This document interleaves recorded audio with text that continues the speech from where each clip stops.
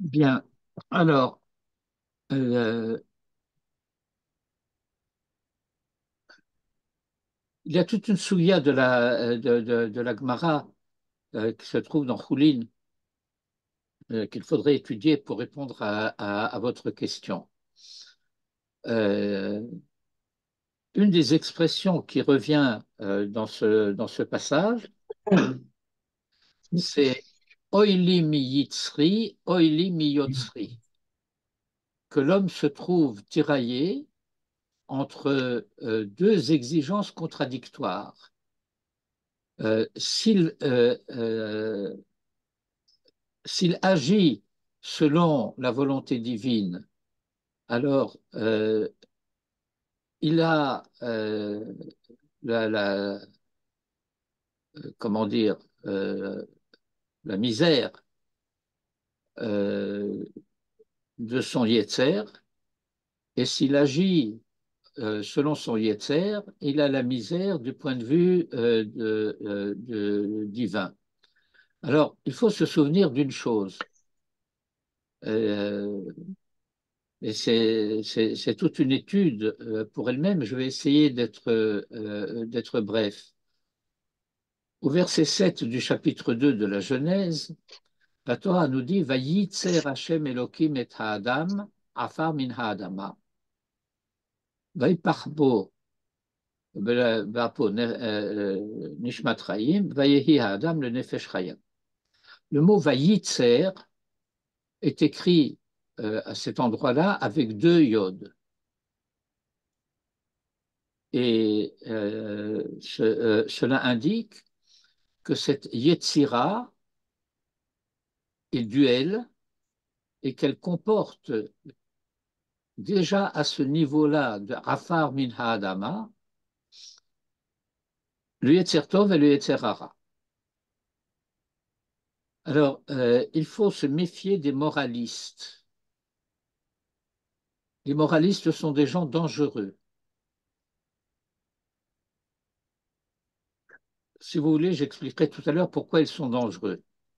Mais les moralistes ont tendance à dire que le Yetzer Hara viendrait du corps, alors que le Yetzer Tov viendrait de la Neshama. C'est faux, puisque avant que la Neshama ne soit inspirée en l'homme, il est déjà constitué dès l'origine de Yetzer Tov et de Yetzer Hara.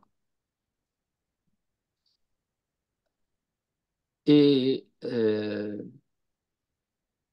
nous dirons que je reprends une expression de Manitou. J'aime bien reprendre les expressions de Manitou. Elles sont éclairantes la plupart du temps.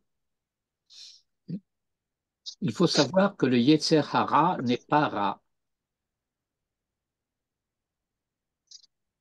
Ceux qui sont attentifs aux détails et à l'exactitude des formules, des expressions, savent que l'on dit Yetzer Tov, à savoir que Tov est un adjectif qui qualifie le Yetzer, et qu'on dit Yetzer Hara, ça veut dire qu'il s'agit d'un Yetzer qui pousse ou tire vers le Ra. Et qu'est-ce que c'est le Ra? Évidemment, nous traduisons par le mal. Et donc, nous avons tout de suite tendance à le qualifier de mauvais ou de toutes sortes de choses tout à fait inexactes. Vous avez parlé de pulsion tout à l'heure. Alors, je vais accepter le mot de pulsion et je dirais que de ce point de vue-là, le Yetzer Hara, c'est la pulsion de vie, ce que l'on pourrait traduire par le vouloir vivre. Le vouloir vivre naturel. Ça comprend aussi, par exemple, l'instinct de préservation.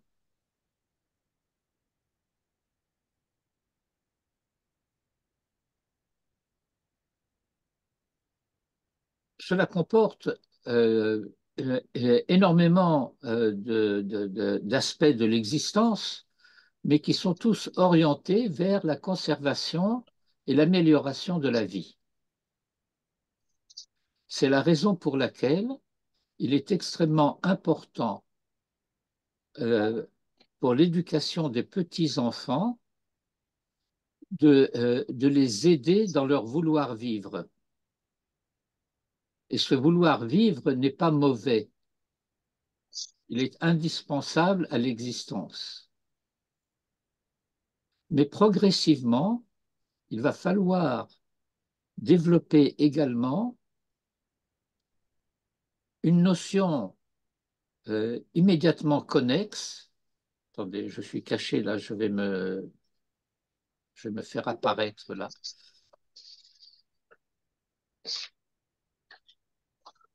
Et qui est ce que j'appellerais la notion du droit, d'avoir droit à.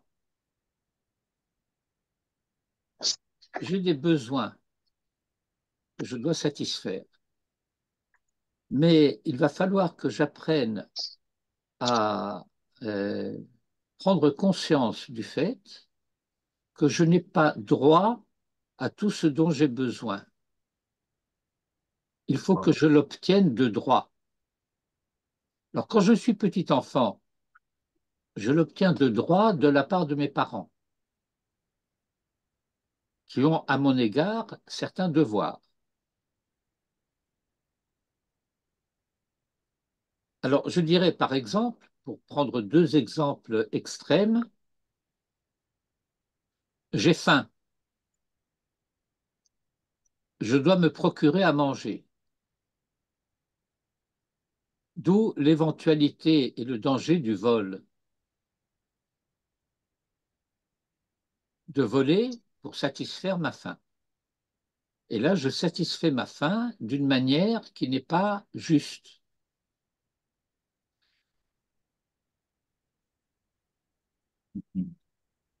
Je pourrais multiplier les exemples, mais je pense que vous pouvez les deviner de par vous-même. Et donc, le Yetzer Hara, on va le définir par rapport à la question de tout à l'heure du sujet de Rabbi Alexandrie, c'est le fait de privilégier ou de vouloir toujours privilégier ma volonté au contraire de mes obligations. Nous avons appris dans cette introduction du Maharal que le moussar qui est meyasser, euh, c'est le fait que les obligations me contraignent, elles me limitent, apparemment.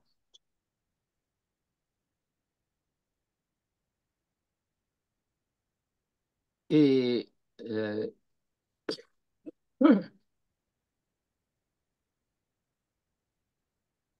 et donc, euh, pour reprendre encore une formule de Manitou, eh bien, on pourrait, du point de vue des définitions morales, dire que le Yetzer Hara se manifeste dans l'égoïsme.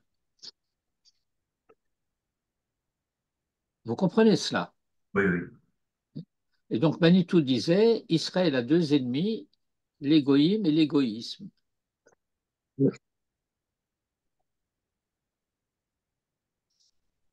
Shi'arboud Malchuyot sort chez Baïssa.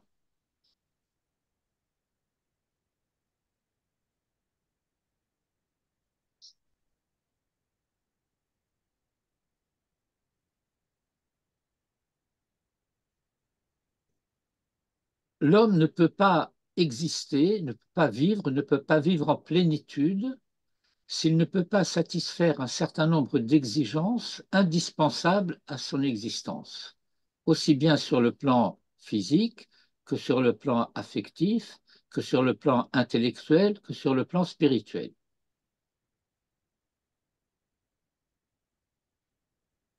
C'est ce qu'on appelle en hébreu des hanaot. Et toutes les hanaot sont précédées d'une bracha. du fait de la reconnaissance que ce sont des valeurs que mon Créateur a mis à ma disposition dans son monde.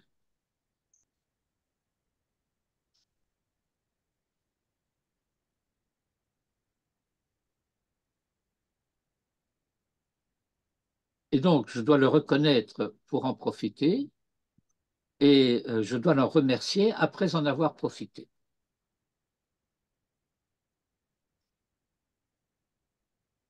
Je vous rappelle cette Agada du Talmud.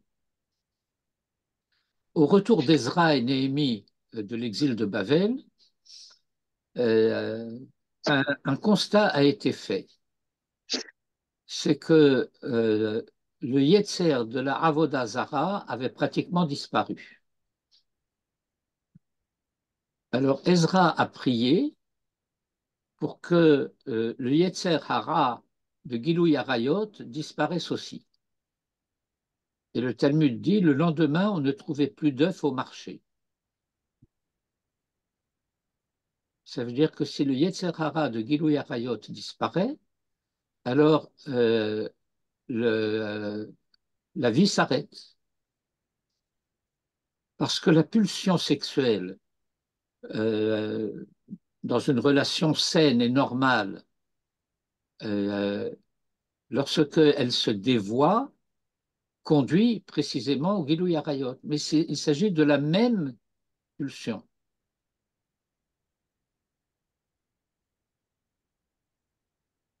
Une fois elle est dirigée dans de manière légitime, et elle peut être dirigée de manière non légitime. Mais c'est la même pulsion.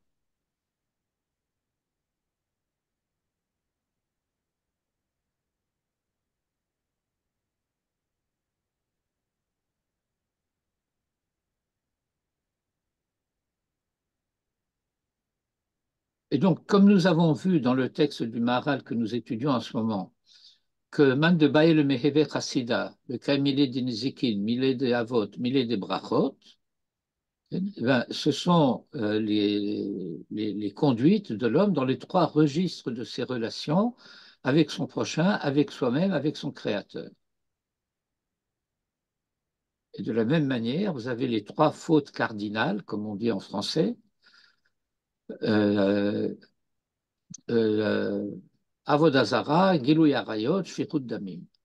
Shfichut Damim dans la relation avec le prochain, Gilou Yarayot, c'est dans la relation à soi-même, et Avodazara, bien entendu, c'est dans la relation à Dieu.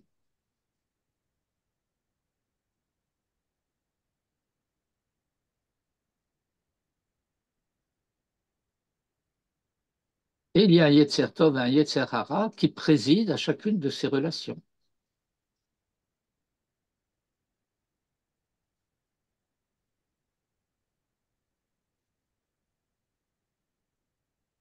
Un commentaire sur le verset que j'ai cité tout à l'heure, Vayitzer Hashem Elohim avec deux Yod, dit, eh bien, c'est qu'il y a Yetzira la Olam Hazé, Yetzira la Olam Haba. C'est-à-dire que lorsque l'homme fait la volonté de son Créateur, il se préoccupe de son existence future. Lorsque l'homme obéit à son Yetzer Hara personnel, alors il obéit à sa volonté de vivre actuelle.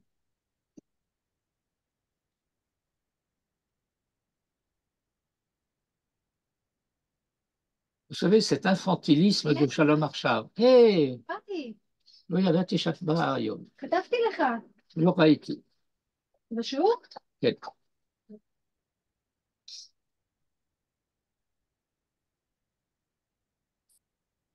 Vous comprenez cela?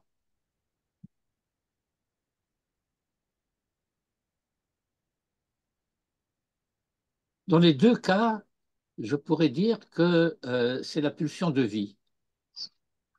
Une, c'est le archavisme, l'infantilisme de Shalom Arshav, Mashiach Arshav, Arshav, maintenant.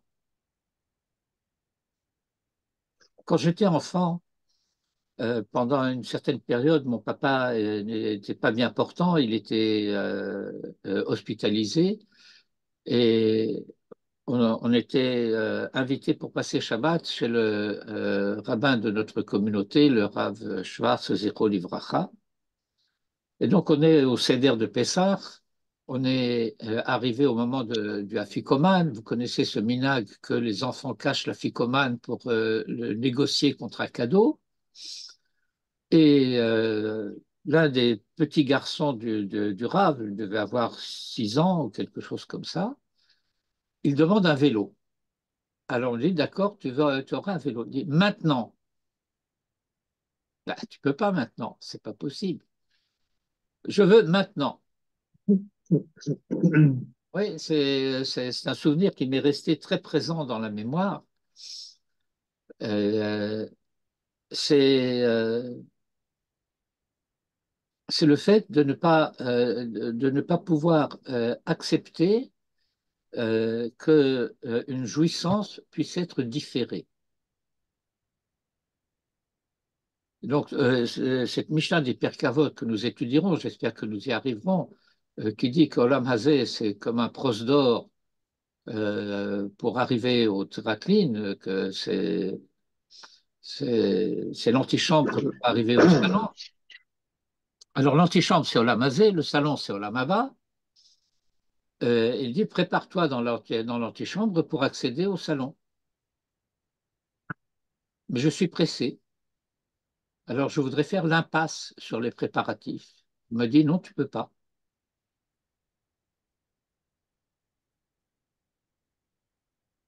Alors, qu'est-ce que je privilégie?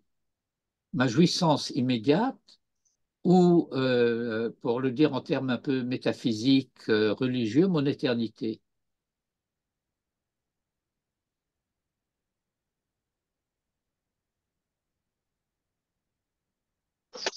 Et vous avez à découvrir ici la raison pour laquelle la coutume de la tradition est que à chaque fois, avant l'étude d'un chapitre des Pirkei Avot, on cite cette Mishnah de Sanhedrin, Kol Israël Yeshlaem Chelek Lolam Haba.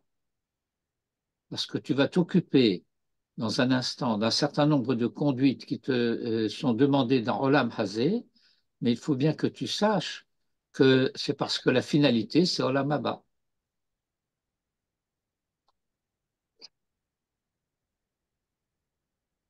Bon, j'ai abrégé, je pense que vous vous rendez compte que c'est un sujet sur lequel on pourrait disserter longuement. Oui, ce serait. Je suis pas mécontent d'avoir posé la question.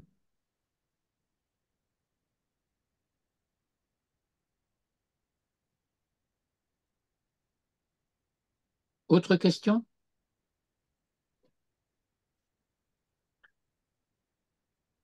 Vous êtes bien silencieux d'un seul coup. Alors, nous reprenons notre texte.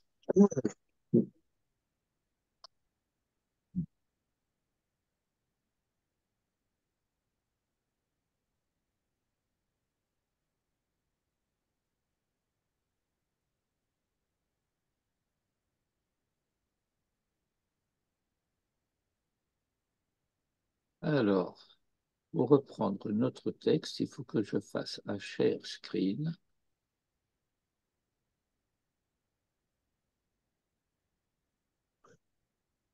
Alors, attends, voilà. Nous étions donc dans ce paragraphe. Je vais peut-être le reprendre depuis le début. On s'était arrêté quelque part au milieu, si je me souviens bien. Et euh, dans ce paragraphe, le Maharal commence à expliquer la raison pour laquelle cette Mishnah des Pirkei Avot a été rangée par la tradition, donc par Rabbi Yehuda Hanassi, qui est comme on dit, le compilateur de la Mishnah, celui qui a rassemblé l'ensemble des traditions antérieures et les a organisées dans le Shisha Sidrei Mishnah. Et pourquoi cette Mishnah des Pirkei Avot? se trouve entre le traité de Eduyot, des témoignages, et le traité de Avodah Zarah. Autrement dit, la Mishnah des Pirkei Avot est la dernière Mishnah du Seder Nezikin, et le Seder qui va suivre commence par le traité de Avodah Zarah. Et donc, le Maharal demande, « Seder zot amaserta, ben maseret eduyot ou ben maseret Avodah Zarah ».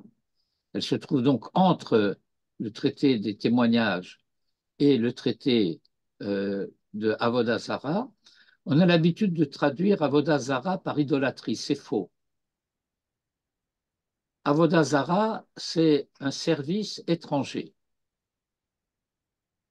Quand on parle en termes religieux, ce qui n'est pas toujours souhaitable, on va parler d'un culte étranger. Mais par exemple, si vous vous souvenez de ce dont on a parlé la semaine dernière, si le tankiste se met à vouloir devenir aviateur, alors pour lui, c'est une avodah zarah. Ce n'est pas sa fonction, ce n'est pas sa mission, ce n'est pas son rôle. L'avodah zarah, par conséquent, n'existe en termes stricts que par rapport à Israël. Le non-juif peut être Oved Kochavim ou Mazalot. Si un juif est Oved Kochavim ou Mazalot, c'est pour lui Avodah Zarah. Ce n'est pas nécessairement Avodah Zarah pour le Goy.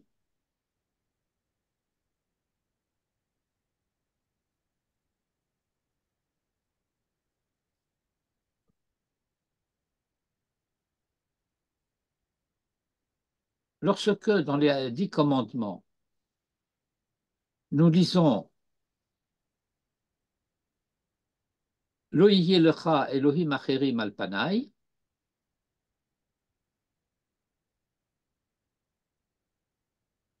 il n'y a encore eu de facto aucune idole. Mais c'est dans la pensée que se situe la racine de cet avodah zarah. Interposer quoi que ce soit entre lui et nous. Elohim acherim al panai, qui te cacherait Pnei Hashem.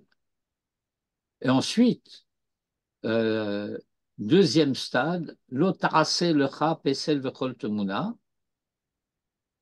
fabriquer un objet. Et ensuite, troisième étape, lo tishtachave lahem velo ta'ovdem. Tu ne te prosterneras pas à eux et tu ne les serviras pas. Donc, la avodah zarah ne se limite pas au culte d'une idole.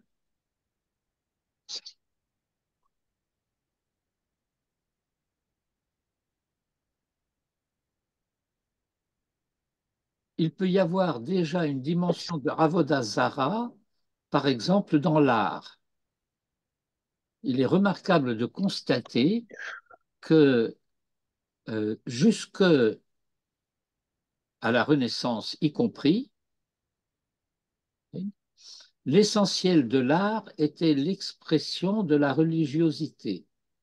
Les sujets artistiques étaient des scènes, des personnages, soit de la mythologie, soit de la Bible. Vous avez constaté cela.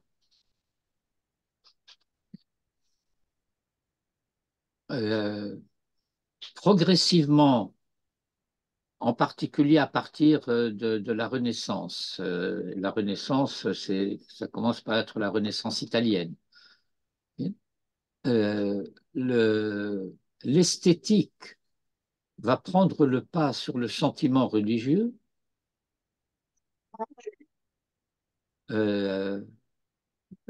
Et on peut dire que de ce point de vue-là, il y a un peu une exacerbation de l'idolâtrie à travers les arts plastiques.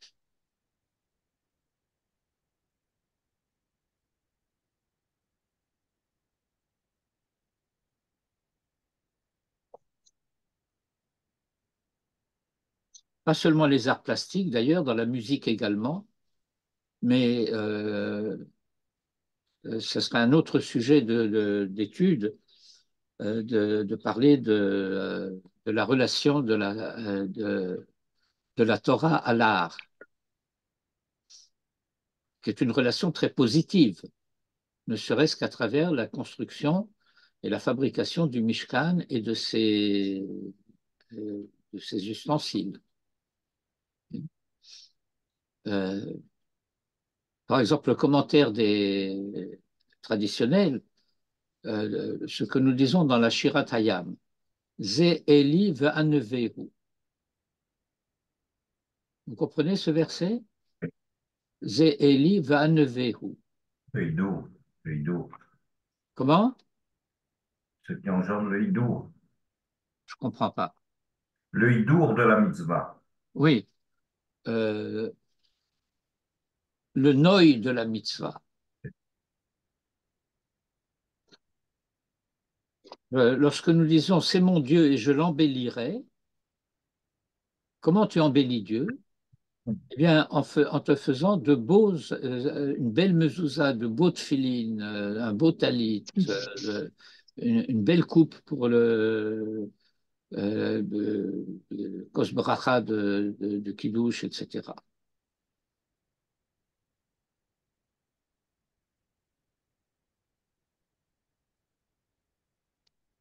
Et donc, וצריך לתת טעם, למה סדרו המסכתה הזאת עם סדר נזיקין ולא בסדר אחר. Et donc, il y a une deuxième question qui se pose en même temps que la précédente, c'est le fait que la Mishnah des Pirkei Avot a été située entre Eduyot et Avodazara, et ce qui signifie secondement qu'elle se trouve à la fin de Seder Nezikin et pas ailleurs. Pourquoi? Aval davar ze, qui colle d'ivré moussar chez Meyasser et Acher, Meyasser Oto Bedin.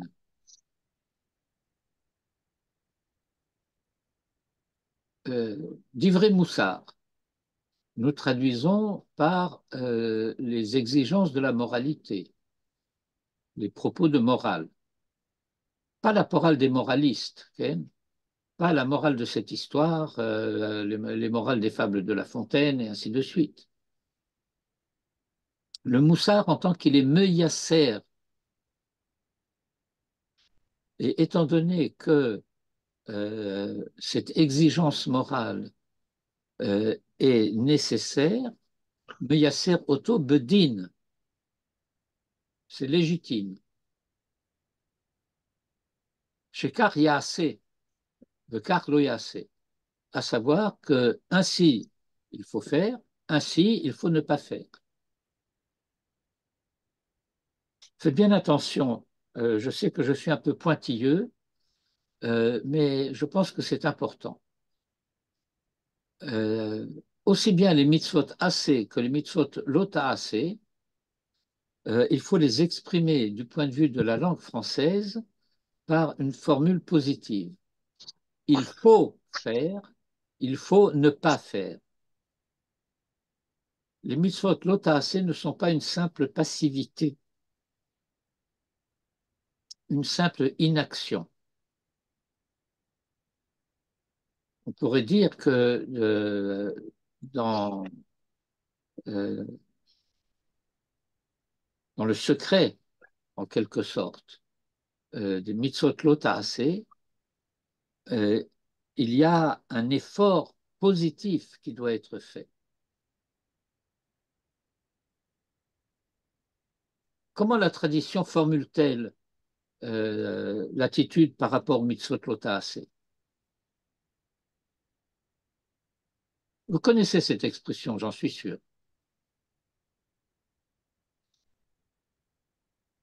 Pour les mitzvot assez, on dit kum assez, Shev velo ta'aseh. shev velo ta'aseh. כן. Eh bien, il faut savoir que le shev précède le lo ta'aseh. Shev, ça veut dire assieds-toi, reste assis. Ça demande un effort.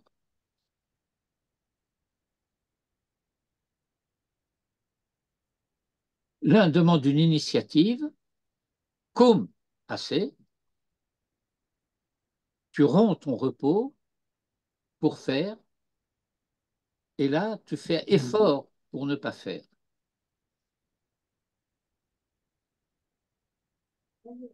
V'chol davar shehu kemo din, shayach el seder nezikin. Et toute chose qui s'apparente au din, on traduit en général à la loi, à la règle, appartient, euh, convient à l'ordre des dommages. Chez Sham Sidrou Kol Davar chez Tolé Bedin, parce que c'est dans cet ordre-là que la tradition a organisé, rangé Sidrou Kol Davar chez Tolé Badin, tout ce qui dépend du din, V'hamusar gamken b'midat hadin. Et le moussar également se rattache à la midat hadin, qui en safek, car il n'y a pas de doute, qui divrait tochacha hem b'midat hadin, que les remontrances et tous les termes que vous pouvez imaginer synonymes plus ou moins de remontrance, admonestation, avertissement, etc., hem b'midat hadin, appartiennent à la midat hadin. Mais ce n'est pas tout. Et aussi, Ikol divrei moussar shehi derech eretz, parce que tous les enseignements du moussar, qui est le derech eretz, hasechel noten v'hadarat mechayev. La raison le propose et la connaissance l'exige, l'impose. Hasechel noten v'hadarat mechayev davar ze. Et donc, v'hadavar ze b'midat hadin. V'lachen amrou.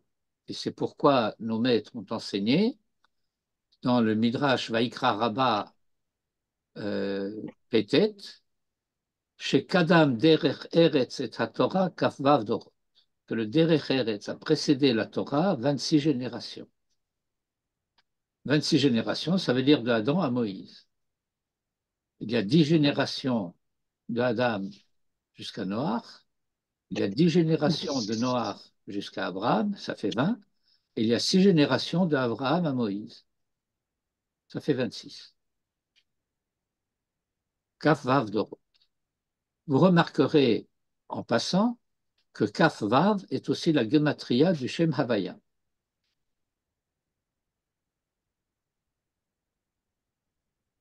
Ce que l'on pourrait traduire en disant il a fallu 26 générations pour que la présence divine puisse se dévoiler publiquement.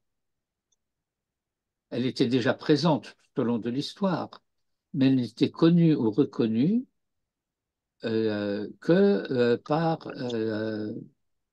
moins qu'une minorité des héros de la moralité à titre individuel.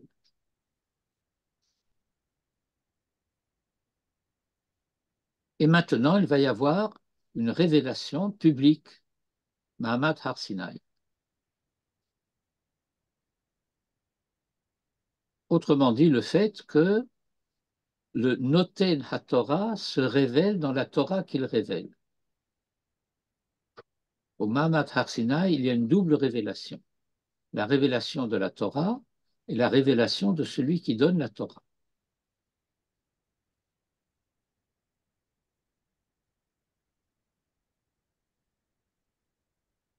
Ki haya ha'olam noheg al yedei derech eretz, parce que le monde se conduisait selon le derech eretz, shehu le fils sechel Adam, à savoir selon l'intelligence ou la raison humaine, selon ce que la raison humaine considérait comme étant la conduite convenable.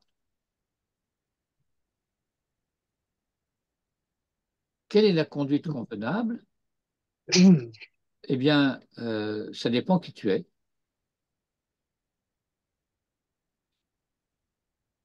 Par exemple, si tu appartiens, je sais que c'est anachronique, mais enfin, cela rejoint cette notion. Si tu appartiens à une tribu bédouine du Moyen Âge, alors la conduite convenable, c'est la razzia. C'est de guetter les caravanes et puis de razzier les caravanes.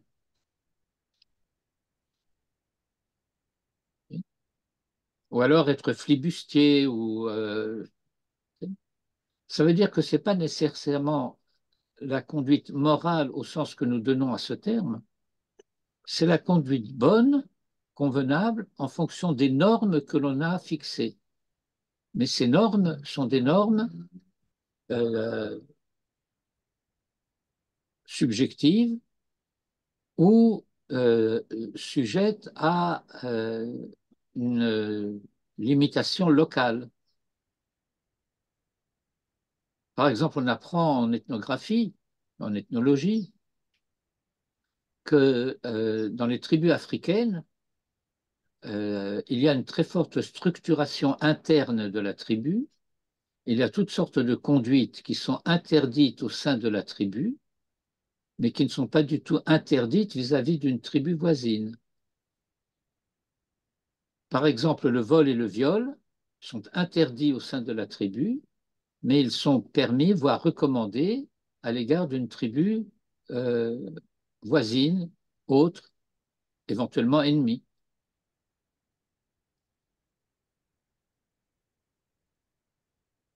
Mais donc le monde se conduit d'après le Derech Eretz. Le Derech Eretz, ça veut dire la voie terrestre, la voie de la terre, les chemins du monde.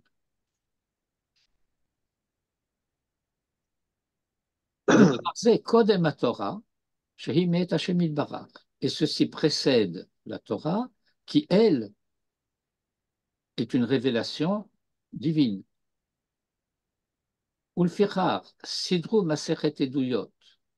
Et par conséquent, on a placé le traité des témoignages, parce que Kol Edut, tout témoignage, ou comme Odin, est analogue au din, V'acharkar Masechet Avot, et ensuite le traité de Avot, chez Kol Milé de Avot, parce que tous les enseignements de Avot, Asechel Vehadat Mechayev Vezehu Kemodin.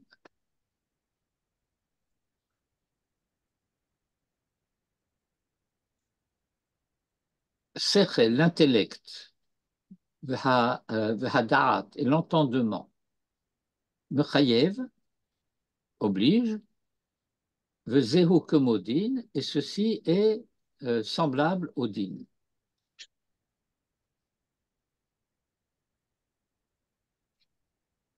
Je voudrais donner une précision par rapport à cette formule que le Maharal utilise d'ailleurs assez régulièrement.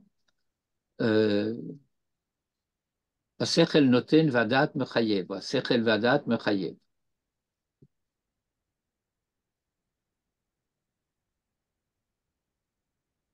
Nous avions l'habitude d'apprendre ce point par rapport à la philosophie kantienne de Kant. La philosophie de Kant est une philosophie qui est fondée sur la raison. la raison que Kant considère comme étant universelle.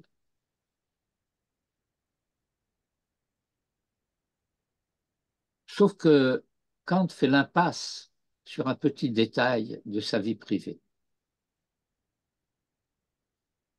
Il a reçu une éducation.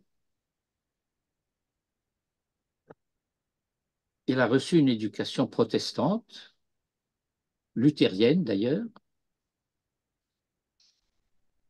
et par conséquent, lorsqu'il parle de la raison, c'est une raison qui a déjà été informée par une exigence de bien, de morale, appelez ça comme vous voudrez, avant qu'il se mette à philosopher.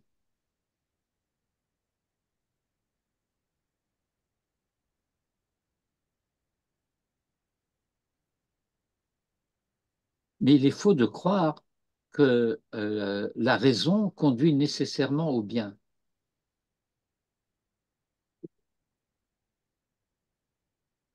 La raison et la connaissance vont conduire nécessairement à l'exigence de l'obéissance aux normes du groupe.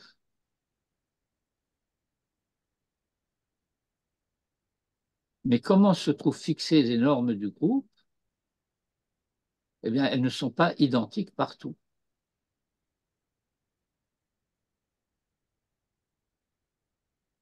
Et si donc la raison du point de vue de son fonctionnement est universelle, bon, les règles de la logique sont des règles strictes. Les contenus, quant à eux, ne sont pas du tout universels.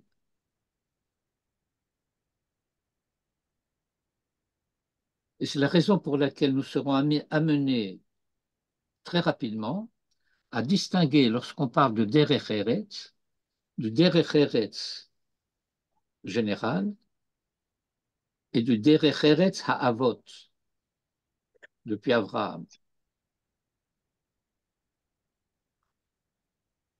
Je vous rappelle un épisode de l'histoire d'Abraham.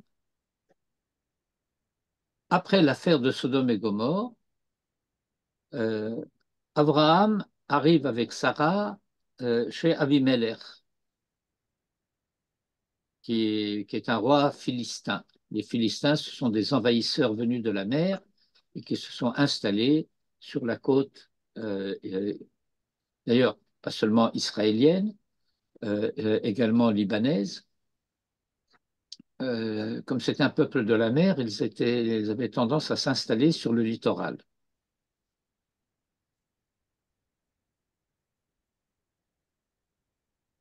D'où toute l'histoire de Gaza, Ashkelon, Ashdod, etc. Et puis, une ville qui s'appelle Grar, qui est une ville de Philistin. Bon. Et alors, Avimelech, il y a des discussions pour savoir si Avimelech, c'est le nom d'un personnage ou un titre comme Pharaon. Parce qu'il y a plusieurs Abimelech. Il y a le Abimelech d'Abraham et puis il y a le Abimelech de Yitzhak. C'est pas le même. C'est une conduite analogue. Ils se ressemblent, ces gens-là. Et alors, Abimelech décide de s'emparer de Sarah.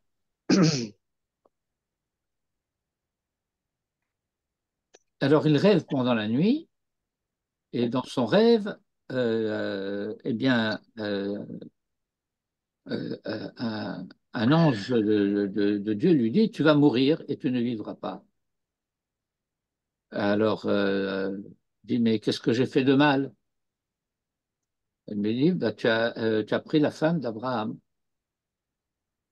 Mais, répond Abimelech, qu'est-ce que je peux y faire? Elle m'a dit que c'était sa sœur, et elle aussi, elle m'a dit qu'elle était son frère. Hagoy gam tzadik taharog. Oui, Abimelech se considère comme un tzaddik. Alors, le Talmud lui répond, quand un étranger vient chez toi La question que tu lui poses, c'est ta femme ou ta sœur? Ou bien est-ce que tu as où manger ou dormir?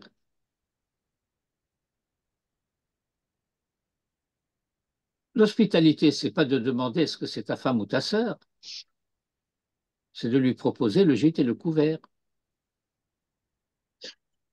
Alors, vous voyez qu'il y a une norme qui est celle d'Avimeller et qui n'est pas la norme de Derech Eretz Haavot.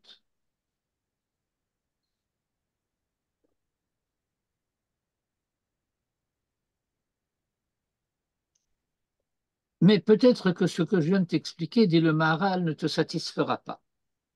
Ve'ulai yakshe lecha, im ken, lama amrou, et peut-être que tu m'objecteras dans ce cas, pourquoi ont-ils enseigné Man de Baï le Meheber Hassida le Kaim Mile de Avot?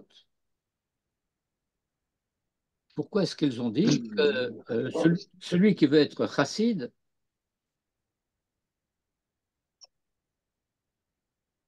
je vous rappelle que nous n'avons pas vraiment de terme en français convenable pour traduire le terme de chassid. Euh, dans le parler populaire, on trouve une expression, celui qui veut être un mec bien.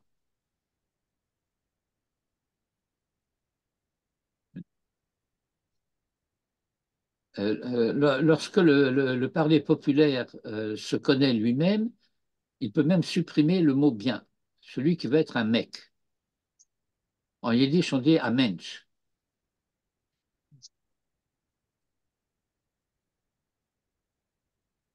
C'est l'approximation la plus proche de la notion de chassid. Pourquoi est-ce qu'on a dit que celui qui veut être chassid, eh bien, qu'il réalise Milé de Havot, les enseignements des Havot? Bevadaï, or il est bien évident que Midat Chassidut, l'ifnim mishurat hadin, que la mesure de Chassidut est l'ifnim mishurat hadin. Alors on a l'habitude de dire au-delà de la ligne du droit, au-delà de la ligne du jugement. Mais en réalité, l'ifnim, ça veut dire au-dedans de. C'est-à-dire qu'il y a une extériorité de la Midat Hadin et il y a une intériorité de la Midat Hadin. Et que l'intériorité de la Midat Hadin, c'est précisément la Chassidut. Or, c'est très important de comprendre cela, parce que cela implique qu'il y a une préoccupation unitaire dans la Midat de la Chassidut. Au-delà des contradictions entre Chesed et Din, l'ifnim mishurat hadin, c'est la Chassidut, ça veut dire que c'est une justice euh, qui n'est pas contradictoire à la bonté ou à la générosité, mais qui est animée par la générosité et la bonté. L'ifnim mishurat hadin, au-dedans de la ligne de jugement.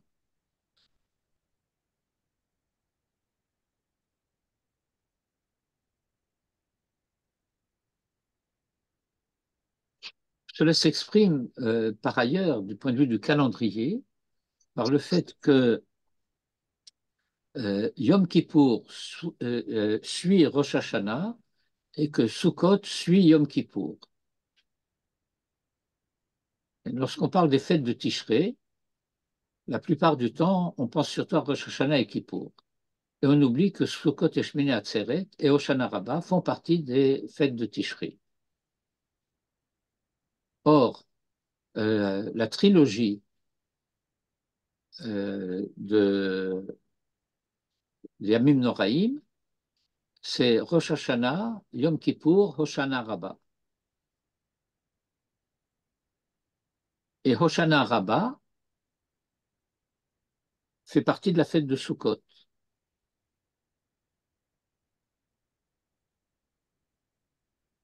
Et donc, il y a cette dimension de l'Ifnim Mishurat Hadin qui est présent précisément dans Sukkot. Vous vous rappelez ce que je vous ai rapporté de l'enseignement du Ben Ish Chai?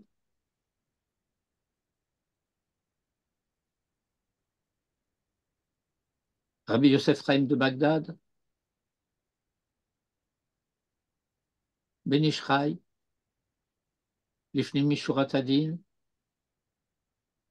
Vous prenez le mot Hadin et vous prenez chacune des lettres qui suit les lettres du mot Hadin.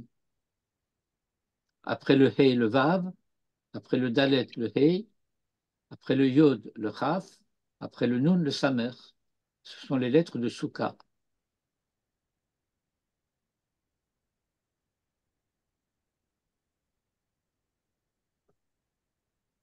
Et Souka est donc l'Ifnim Mishurat Hadin de Rosh Hashanah et Kippour.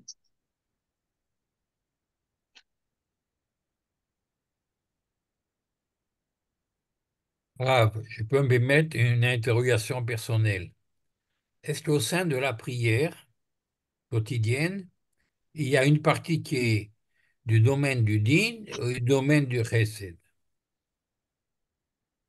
Est-ce que la Hamida est plus din ou chesed et les psuké des Imra euh, totalement chesed peut-être?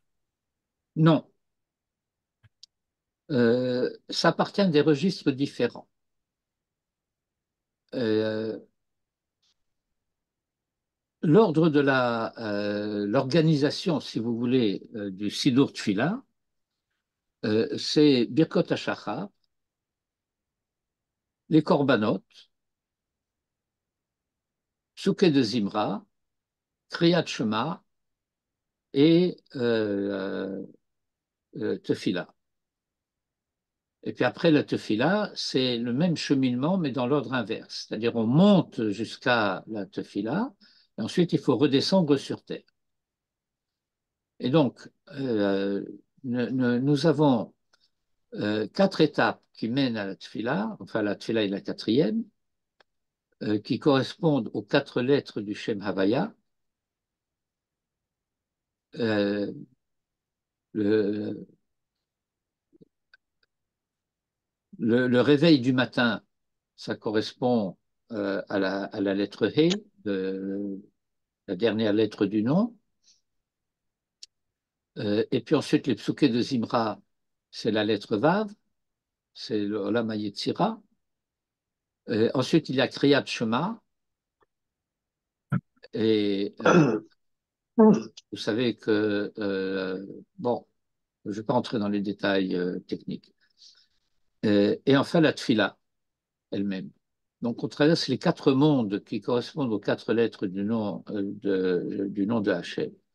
Et ça veut dire que pour pouvoir arriver à se placer, à se situer devant lui, eh bien, il faut que je me rappelle de manière constante de qui il s'agit. Et donc, les psuké de Zimra, qui sont comme un Hallel, consistent à une identification de celui qui, Baruch She'amar V'haya Olam, et puis ensuite, il y a toute la problématique de la Kriyat Shema, c'est-à-dire de l'affirmation de l'unité divine. Et l'affirmation de l'unité divine, c'est l'affirmation de l'unité de la Midat HaChesed et de la Midat HaDin, entre autres. Et enfin, euh, il va y avoir la Tfila. Alors, dans la Tfila, il va y avoir deux dimensions qui se conjuguent.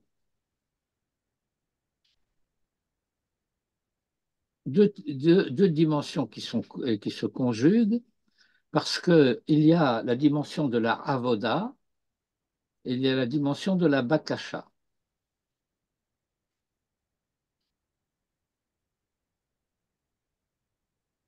Le, et par rapport à cela, eh bien, il y a simultanément une obligation de la prière et un droit à la prière. l'obligation de la prière parce que Tfilot Keneged Korbanot Tiknum, et un droit à la prière parce que Tfilot Avot Tiknum.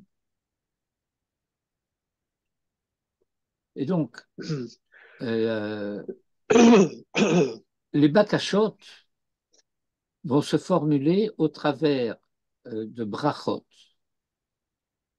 Alors, à votre avis, la bracha, elle appartient à la midata chesed ou à la midata din?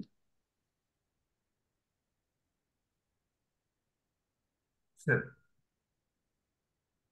normal. On dira intuitivement que ça s'apparente davantage à la midata chesed. Ouais. Mais mon droit à la bracha, elle relève de la midata chesed ou de la midata din? Mais pourquoi j'aurais droit à une bracha? Ah, bah parce que j'en ai besoin. Ça dépend de Dieu. C'est son précepte de me la donner ou pas. Non, ça dépend de moi de la mériter ou pas. Ah,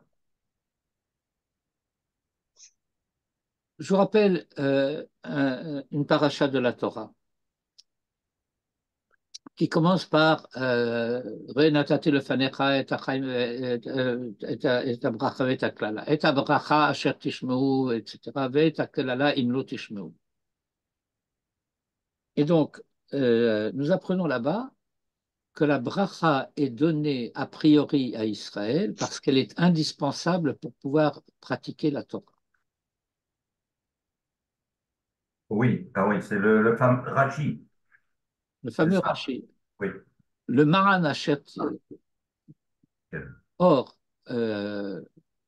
les brachot du Shmona Esrei sont les brachot qui sont indispensables à Israël pour être soi-même, pour pouvoir remplir sa mission telle qu'elle lui est demandée par Dieu.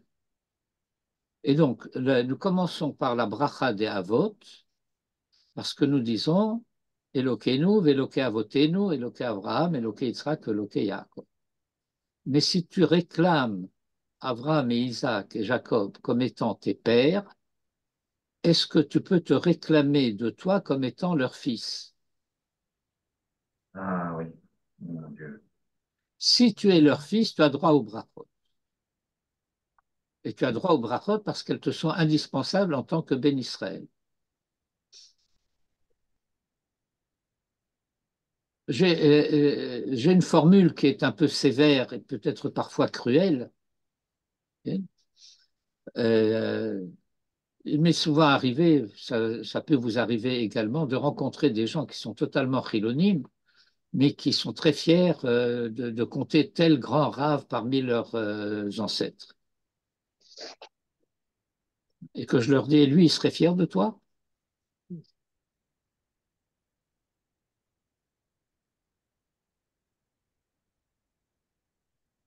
Ah, moi, je descends du Shla, je descends de Rabbi Intel.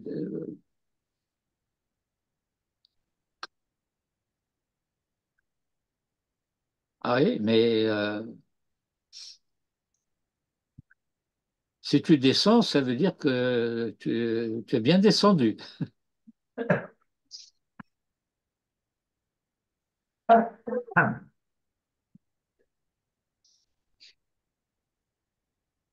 Alors voilà, donc la tfila, c'est pas pour rien que c'est la shon plila. C'est-à-dire que, et c'est pour ça qu'on est debout, parce que quand je prie, je me mets en jugement devant le tribunal divin pour savoir est-ce que ces choses-là dont j'ai l'exigence en tant que juif, j'y ai droit en tant que fidèle à mon identité.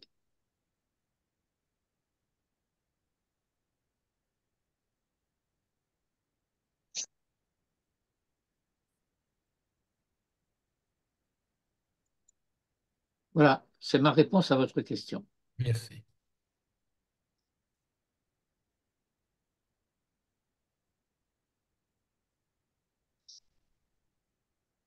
Nous sommes au milieu de la ligne 11.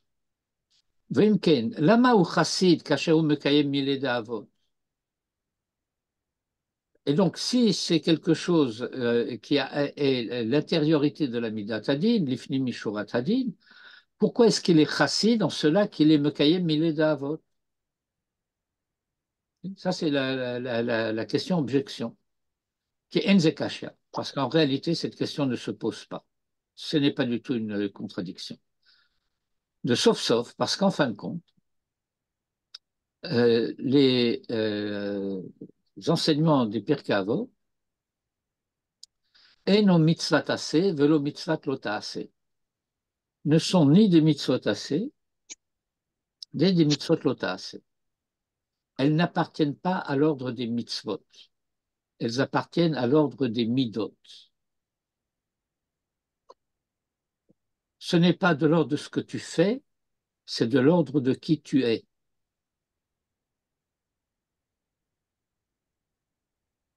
Mitzat ze, eno mishpat. Et donc, en tant qu'il ne s'agit pas de décider est-ce que tu as fait ce qu'il fallait, est-ce que tu n'as fait est-ce que tu n'as pas fait ce qu'il fallait ne pas faire, dire ce qui est le jugement.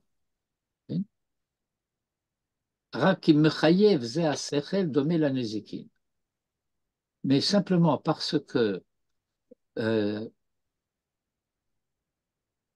en deçà ou au-delà ou au-dedans de l'exigence du faire, il y a l'exigence de qui suis-je moi qui fais.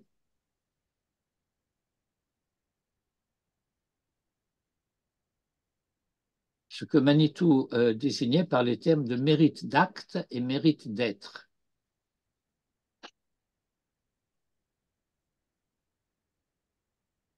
C'est le grand problème de Yov. Yov est un tzaddik parfait au niveau des actes, mais il est défectif, pour ne pas dire défectueux, au niveau de l'être.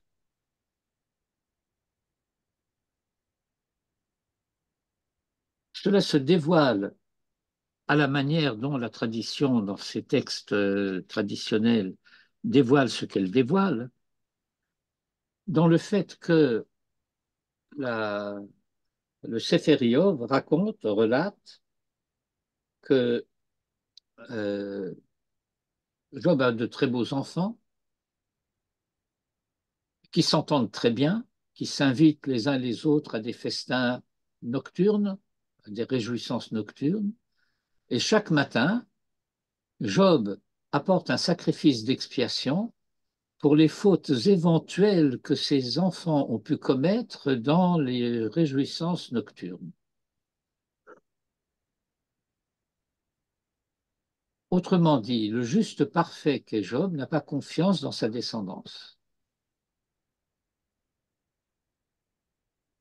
Le manque de confiance dans la descendance est indicatif d'un manque dans l'être.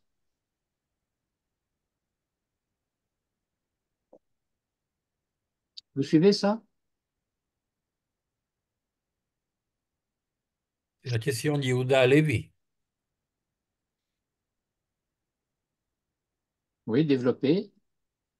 Euh, Tes intentions sont bonnes, mais tes actes ne le sont pas.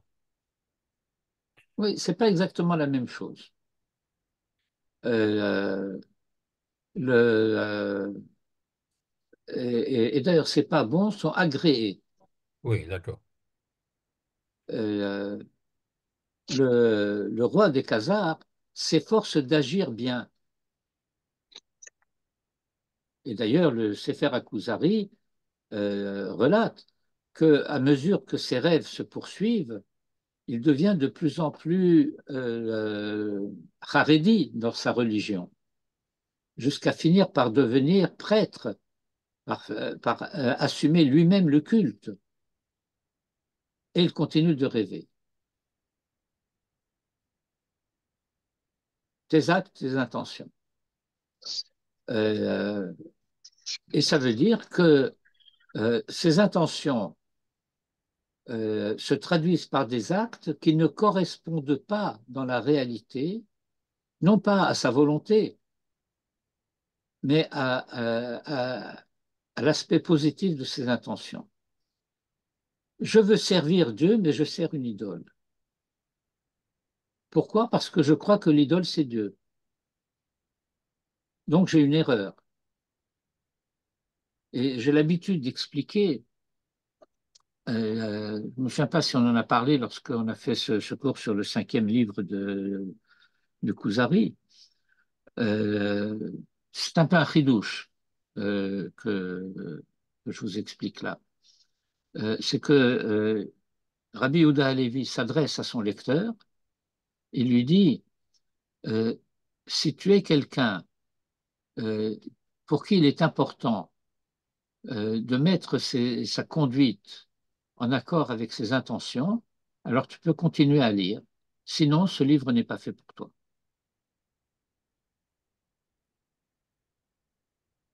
C'est clair? Ah, mais je voudrais revenir une seconde à Job. Quel Oui, problème de ne pas avoir confiance en sa descendance? oui. S'il voit que s'il fait ça, c'est qu'il veut en Mais quelque sorte. il n'a rien vu. Il n'a pas vu que ses enfants ont fait quelque chose de pas bien. Bon, il sait très bien que s'ils vont dans une discothèque, c'est pas quelque chose de. Mais ils n'étaient pas dans une discothèque, ils étaient à un mariage.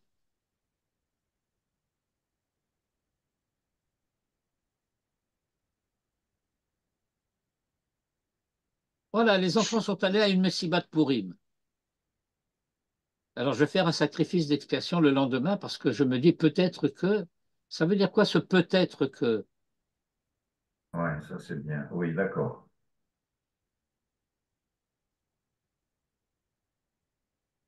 Donc, bon, les enfants étaient à un mariage. Il n'était pas une messiba, j'allais dire vulgaire.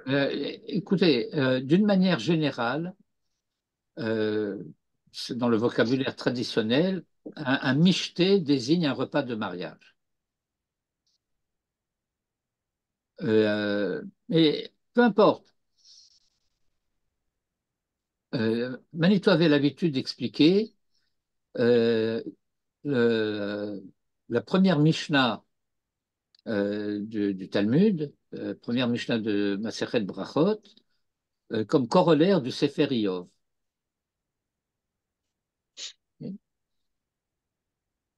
Euh, il arrive que une Mishnah n'énonce pas seulement une halakha, mais qu'elle rapporte également un événement. Alors, la Mishnah avait commencé par dire Mematai Koronet Shema Baravin, Misha Shakonim Nichasim Lechol Bitrumatan, et puis ensuite Ad Sof Hashmura Rishona Divrei Rabbi Eliezer, V'Chachamim Omrim, Ad Chatzot, Rabban Gamliel Omer Ad She'ale Amud HaShachar. Ça, c'est la Mishnah. Et puis ensuite, on raconte Maase Ubaou Banav Mibet Amishte. Il est arrivé que ses fils reviennent du restaurant, enfin de Beth Amishté. Okay. Sous date, Amroulo, Locarino et Chemin. Ils lui ont dit on n'a pas encore dit le chemin. Or, nous sommes avant Amouda Shachar, mais nous sommes après Chatzot. Alors, d'après Chachamim, on ne peut plus, puisque Chachamim Amrou ad Chatzot. Mais toi, Rabban Gamliel, notre père, tu dis ad sheyale Amouda Shachar. Maintenant, comme nous n'avons pas dit le chemin, comment devons-nous faire? Comme tu dis toi ou comme disent les Chachamim? Rabban Gamliel répond Im lo ala amuda shachar chayavim atem likro. Si on est encore dans la nuit, c'est-à-dire avant l'aube, alors vous avez obligation de le dire. Et le texte continue Velama amru chachamim atratzot. Et pourquoi les sages ont-ils dit jusqu'à minuit le achik adam min ha'avera pour écarter, pour éloigner l'homme de la faute. Ça veut dire quoi éloigner l'homme de la faute? C'est que s'il a passé minuit et qu'il dort et qu'il n'a pas fait le chemin, il risque de se réveiller le lendemain matin après à Mouda Shachar et il n'aura pas fait Kriyat Shema. Donc il vaut mieux qu'il le fasse jusqu'à Hatzot, qu'il se l'impose de cette manière, plutôt que de risquer d'être en dehors du coup. Mm. Mais donc voilà, un père et ses fils. Les fils rentrent et ils disent on n'a pas fait le chemin. Rappelez-vous Jacob et ses fils, que le premier chemin Israël, ce sont les fils de Jacob qui s'adressent à leur père et lui disent chemin Israël, notre père, Hachem Elokeinu, Hachem Echad. Et nous sommes dans une atmosphère tout à fait différente de l'atmosphère du livre de Job.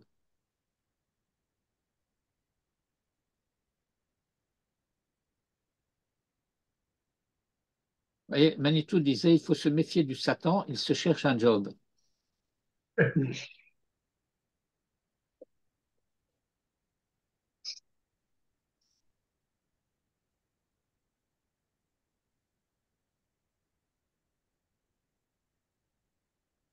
Non, c'est très sérieux, cette Non, histoire mais de l'être et du faire. Le,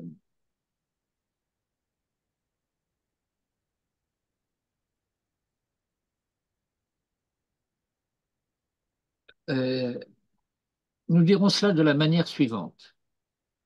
La tradition juive n'est ni une orthodoxie, ni une orthopraxie.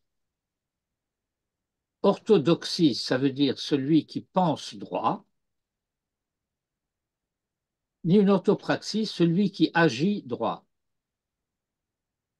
Alors, celui qui pratique toutes les mitzvot, il est orthopraxe, il n'est pas orthodoxe. Et il y a une erreur à la fois d'appréciation et de vocabulaire. Cette erreur de vocabulaire traduit une erreur d'appréciation. Lorsque on traite les Haredim d'ultra-orthodoxes, ils sont ultra-orthopraxes.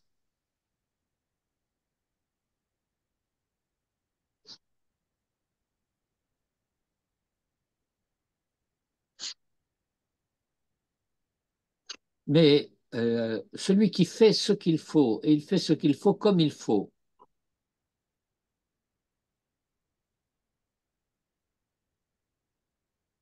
il est dans le cas de Yesh Beyado Torah Umasim Tovim. Et néanmoins, les Pirkei Avot vont nous dire à propos de certaines conduites, Afilu Yesh Beyado Torah Umasim Tovim, En lo chelek l'olam haba. Il a le mérite des actes, et pourtant il n'aura pas le mérite de l'olam haba, donc il n'a pas le mérite d'être. Nous y arriverons à ces Mishnayot, parce que c'est important. Donc il faut comprendre la distinction. Moi qui fais, je ne suis pas bien. Je fais bien, mais je ne suis pas bien.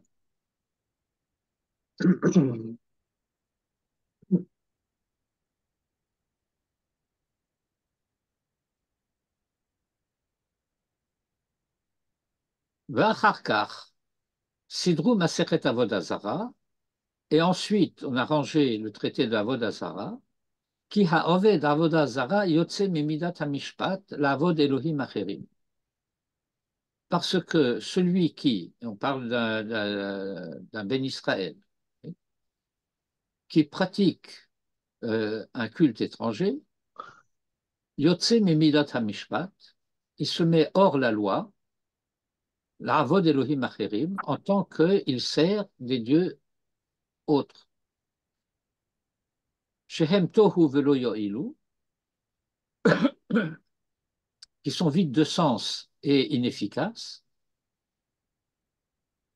Et s'ils n'étaient pas vides de sens et qu'ils étaient efficaces, alors ça serait permis? C'est moi qui pose la question. Hein, c'est pour dire qu'il ne faut pas simplement comprendre le Maharal trop superficiellement. Vedavarze Yadoua, Gam la Nevonim. Et cette chose-là, il n'est pas besoin d'être un chacham de la Torah pour le savoir, même un Navon peut le savoir. Il y a eu un président de l'État qui s'appelait Yitzhak Navon.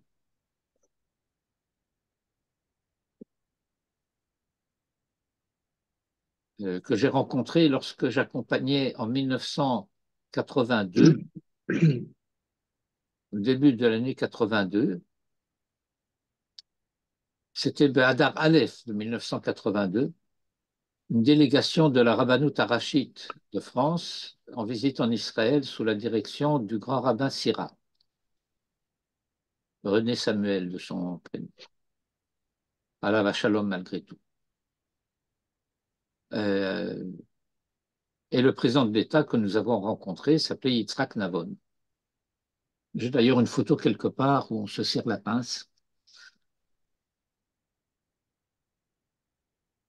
Mais quand je dis quelque part, elle doit être à la cave. Elle n'a pas dû remonter après l'incendie qu'il y a eu il y a quelques années. Tov, je reviens.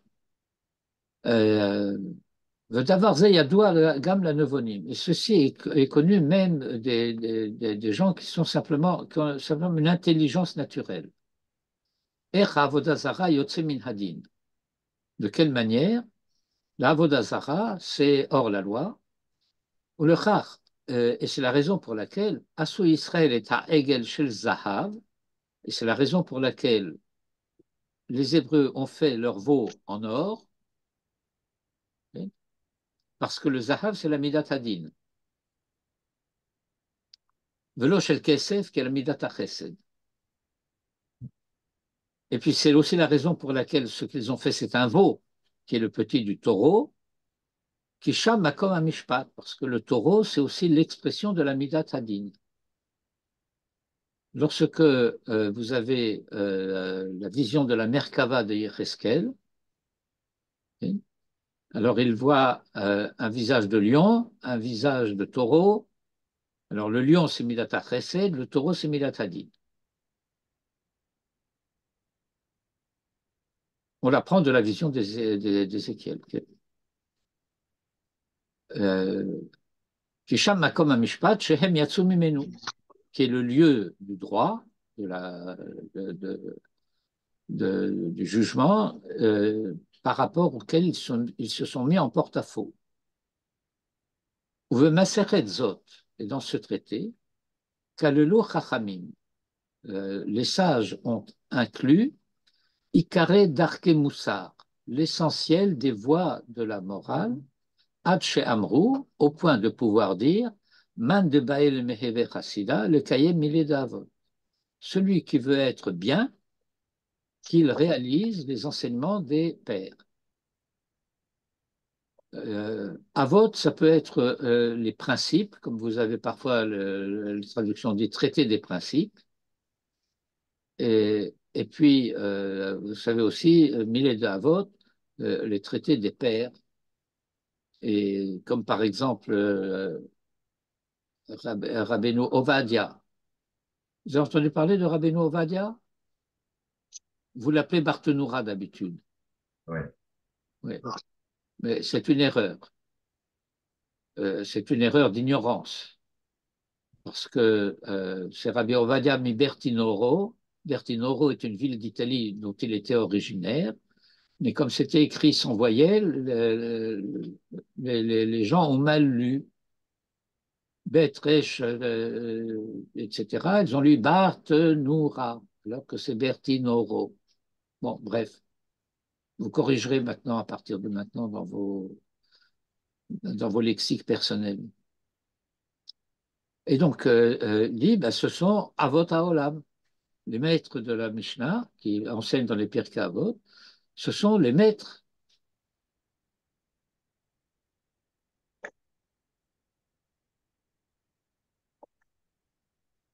Les maîtres du monde. Avot Haolam.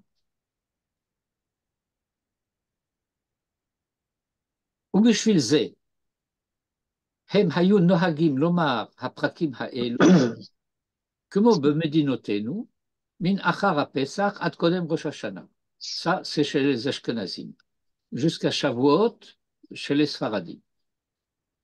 C'est pourquoi il dit medinotenu, dans nos contrées, dans nos États, chez nous. C'est la raison pour laquelle on avait coutume de dire ces chapitres entre Pessah, puis après Pessah, jusqu'à avant Rosh Hashanah.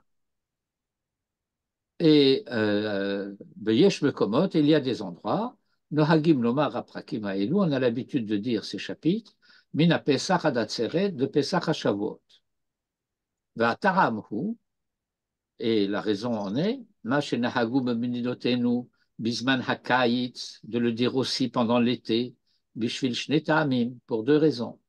Ha'echad, ki hayom hu aroch, parce que le jour est long. Et on avait l'habitude de dire cela le Shabbat. Et le Shabbat, alors il y a deux choses qui se conjuguent. Qu'est-ce que tu vas faire de ton temps? Plutôt que de faire des Dvarim Betelim, bah, tu vas dire des Pirkei Avot. Parce que tu as le temps de le faire.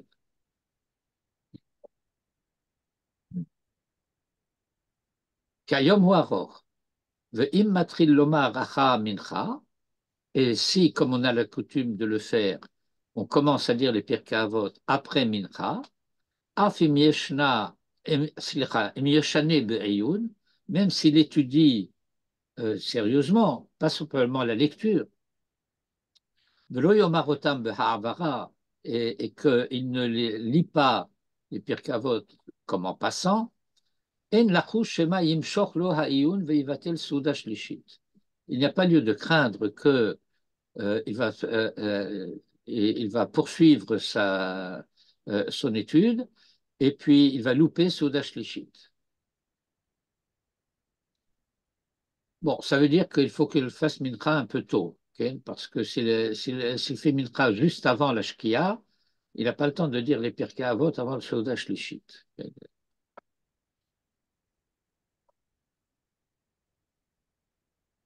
En la couche, il n'y a pas lieu de craindre que son étude se prolongera et qu'il va manquer la Souda Shlishit chez le Shabbat, qui hayom hu aror v'adayin yeshman, parce que le jour est long, il a encore le temps. Ça, c'est la première raison. Hatam hasheni, la deuxième raison, qui yeme hagshamim, parce que les jours de pluie, enam ruim kolkach le iyun batorah, ne sont pas tellement propices à l'étude de la Torah. Alors là, vous allez découvrir quelque chose de tout à fait curieux. La Torah et l'écologie.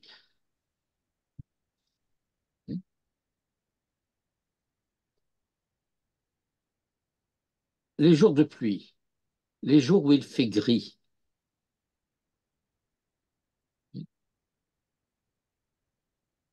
Hatam hasheni, ki yeme hagshamim, que les jours de pluie, enam ruim kolkach le iyun batorah, ne conviennent pas tellement à l'étude de la Torah.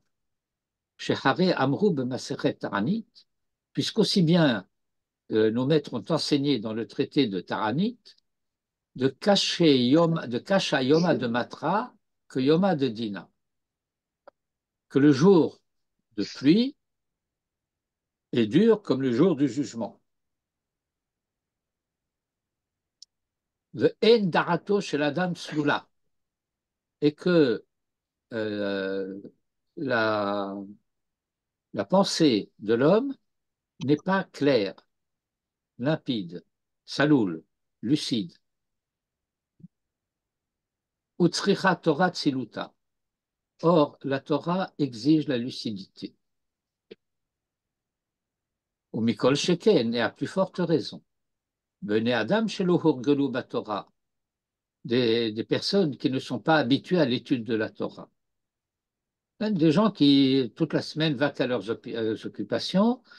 Ils vont peut-être consacrer quelques minutes le matin ou le soir à une petite étude brève.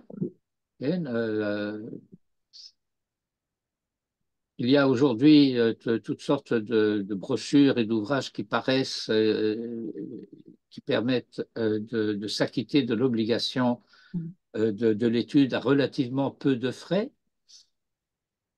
Mais donc, des gens qui n'ont pas tellement l'habitude de l'étude, eh ben, ce serait pénible pour eux, cette étude des Pirkei Avot. Qui Torah tzrichat tziluta, ou mikol sheken bnei adam shelo hurgelu batorah, shekasha alehem, pour qui c'est dur, ou mikol sheken b'Shabbat. Et à plus forte raison le Shabbat, parce que pour eux, hayazé bitul onek Shabbat. Ah oui. Ça supprimerait le onek Shabbat. Vous avez entendu parler du paradis? Vous avez entendu parler du paradis?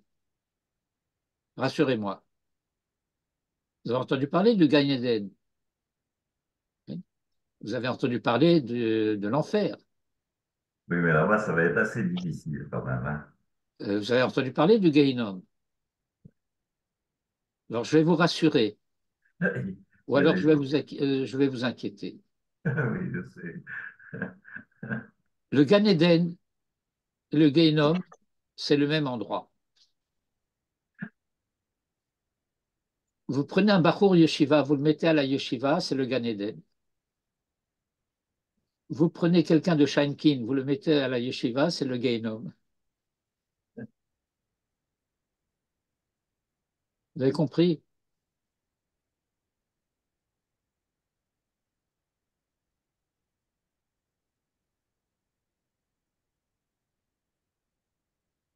Mikol Sheken Beshabbat, Shehayaze Bitul Onek Shabbat. Oui, le réalisme du Maharal. Ah, la Torah, c'est le Onek suprême. Oui, pour qui? Pas seulement pour celui qui aime la Torah. On peut beaucoup aimer la Torah et puis pas être tout à fait à l'aise dans son étude. Ve'af Rachamim Gedolim. Et même de grands sages, comme Rabbi Yochanan Veresh Lakish. Comme Rabbi Yochanan et Resh Lakish. Rabbi Yochanan, c'est le Baal Habayit de Talmud de Jérusalem. Resh Lakish, c'est son disciple préféré et son beau-frère d'ailleurs. Le Shabbat, il lisait des livres de Midrashim. Ah, ouais. Et d'ailleurs, je vais vous dire, il est interdit par la halacha d'étudier des sougiotes difficiles le Shabbat. Ça, c'est bien. Vous avez le droit de réviser une sougya que vous connaissez bien, mais vous avez étudié pendant la semaine une sougya difficile, vous êtes cassé les dents dessus, ben vous n'avez pas le droit le Shabbat de dire ben maintenant j'ai un peu de temps, je vais la reprendre pour. C'est pas permis. Pourquoi? Eh ben parce que ce n'est pas seulement la question de déplacer les meubles de votre appartement le Shabbat qui ne correspond pas à l'atmosphère du Shabbat, c'est aussi un Iyun difficile, c'est pas shabbatique, c'est pas le Onek Shabbat.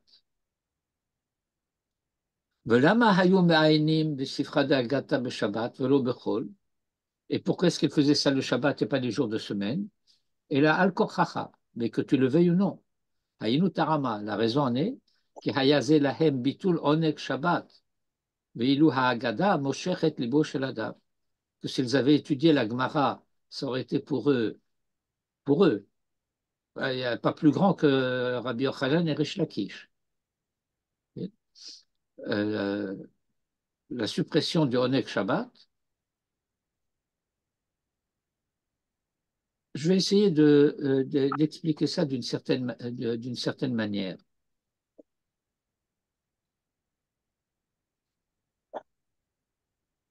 Bien que je vais être obligé d'utiliser un terme un peu contradictoire à mon projet.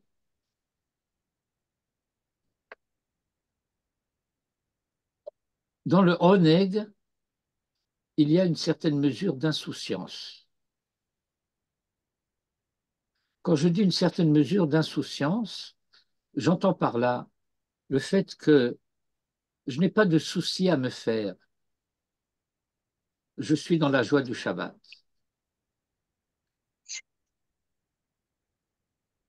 Mais lorsque je suis en train de me battre avec une Gemara difficile,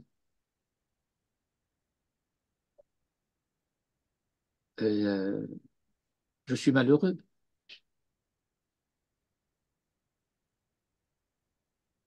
Je me souviens d'une parole qui nous est rapportée de M. Gordin, et d'ailleurs qui fait écho à un enseignement traditionnel. Et quand on ne comprend pas un passage du Talmud ou un enseignement quelconque, il faut pleurer. Alors,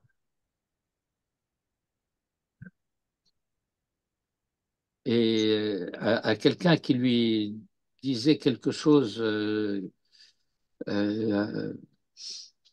concernant un enseignement qu'il n'acceptait pas, Monsieur Gordin lui a dit, vous dites cela parce que vous n'avez pas assez pleuré. Ah, ah.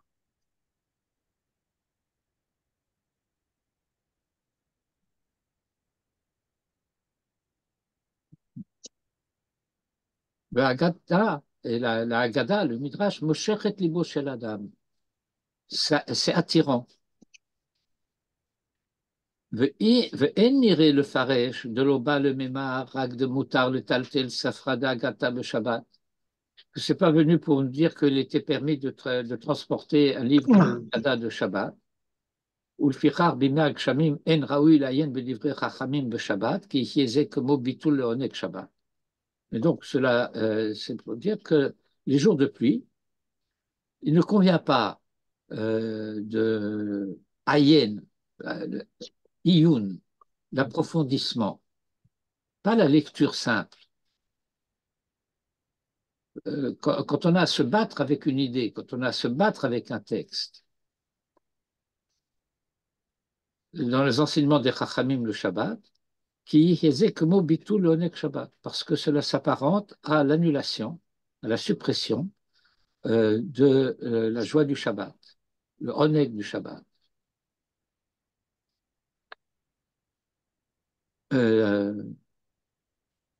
J'en profite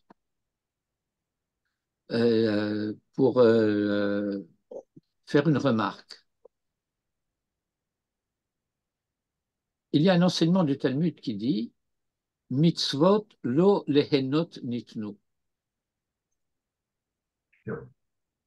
Mitzvot lo lehenot nitnu. Les mitzvot n'ont pas été donnés pour la jouissance. Vous avez par exemple les birkot anehenin, les brachot que l'on prononce avant la consommation d'une jouissance.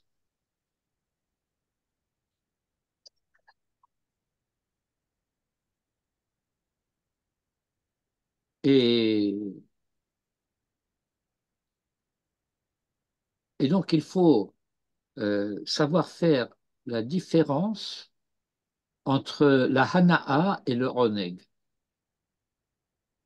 Il y a un oneg des mitzvot qui est différent de la hana'a des mitzvot.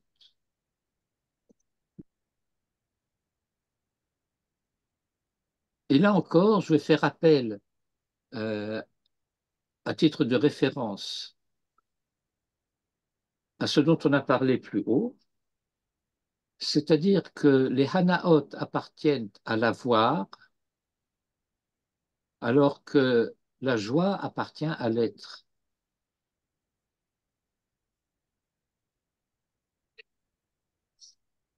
Vous connaissez cette chanson que chantent les chassidim de Rabbi Nachman et ceux qui chantent avec eux. Mitzvah gedola liyot besimchat tamid. Okay. Moi, j'ai une formule un peu différente. Je dis simcha gedola liyot bemitzvah tamid. Bon, moi aussi, je suis un chassid.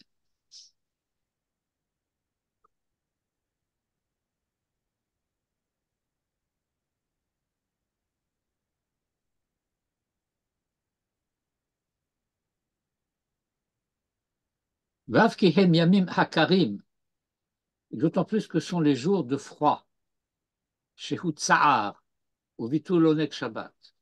Si je n'ai pas un bon chauffage en hiver, en Pologne, à moins 30 ou moins 40, l'Onek Shabbat, je vais vous dire, il faut de la fourrure. Ven la sodze, il n'y a pas lieu de faire ça. Ou misé hata'am, et c'est la raison pour laquelle, beyesh mekomot, à certains endroits, nohagim lomar aprakim min pesach vadatzeret, depuis Pessah jusqu'à Shavuot, chez Hazman memuzag min kor vechom, parce que c'est un temps, climatiquement parlant, qui est tempéré par le froid et la chaleur, comme Moshe Yadoua, comme on le sait par expérience.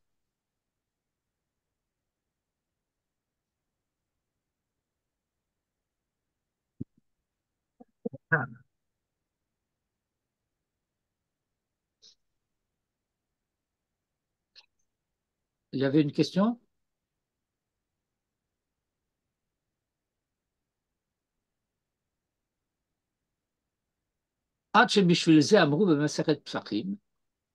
Et ceci au point que dans le traité de Psachim, à la page 42b, on a enseigné Kol shakane mi pesach ad atzeret mipnei hazman hamemuzag ואחר כך מתחיל החום, שאין החום יפה לעיון.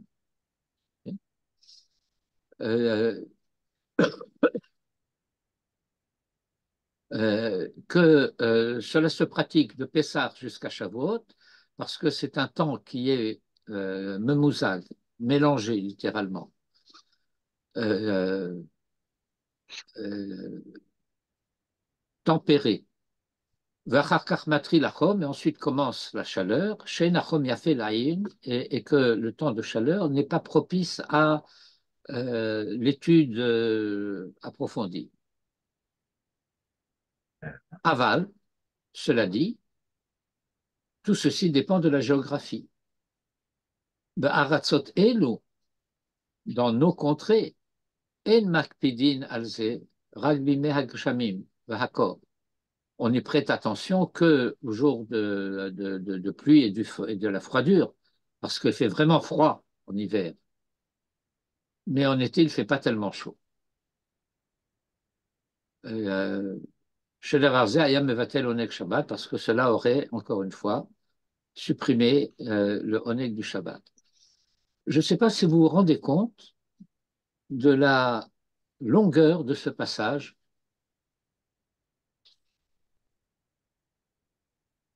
Et de l'insistance avec laquelle le Maharal nous met en garde contre cette éventualité, poussée par le désir d'étudier la Torah, de nous mettre en contradiction ou en contravention avec le Oneg du Shabbat.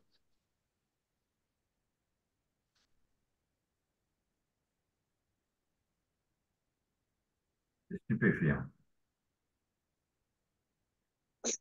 Étonnant, hein. Le Maharal, De la part d'un rabbin de ce niveau. euh, le Maharal appartient à l'après-Renaissance.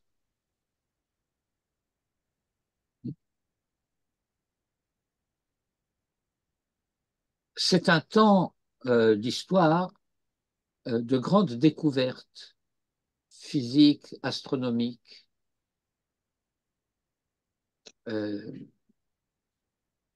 La science galiléenne, copernicienne commence à se répandre. C'est l'époque des grandes découvertes. On est après la découverte de l'Amérique. C'est-à-dire que c'est une époque de grande révolution socio-culturelle dans le monde. Et le Maharal appartient à la mouvance qui va devenir à l'avenir la mouvance harédite. Quand je dis la mouvance harédite, j'entends par là euh, ceux qui seront pour les chassidim les mitnagdim. Et les mitnagdim, ils ont une espèce d'attirance à l'étude de la Torah. Alors, il faut les moraliser.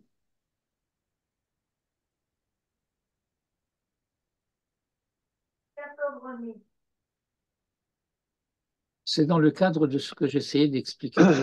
Il faut pressentir, donc il faut avoir l'intuition profondément qu'il y a une conduite qui est conduite potentiellement positive, mais qui à certains moments est inadéquate. Quand c'est le moment de Seudah Shlishit, de Divrei Torah et de chant et de Zmirot, c'est pas le moment d'étudier le Talmud.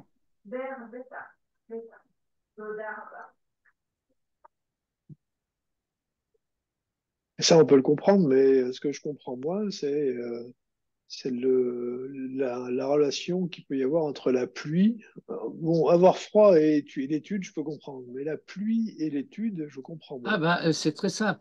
Euh, le, euh, le Maharal suit ici un enseignement talmudique. Ok. Les temps de grisaille ne sont pas propices à l'étude de la Torah. Pourquoi? Ben, parce qu'il dit que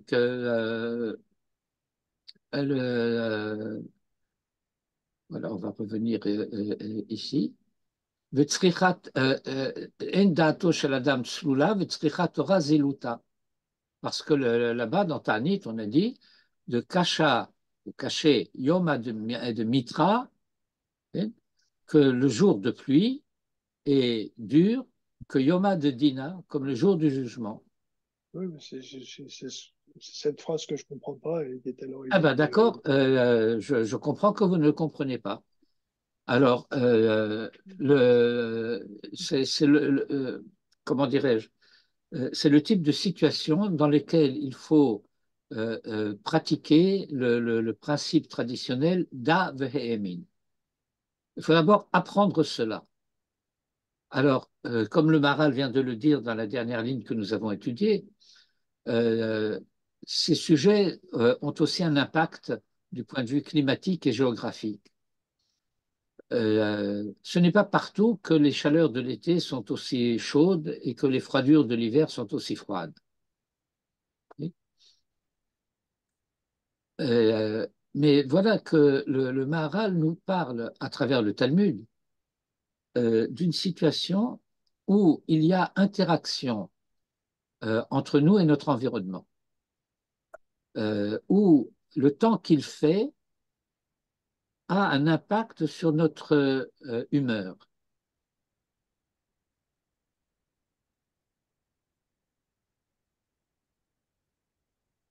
Lorsque il fait brumeux dehors, je risque d'avoir l'esprit embrumé.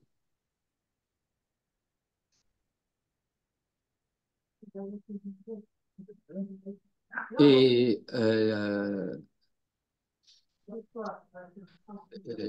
je vais le formuler encore d'une manière un petit peu différente, bien qu'avec certaines réticences.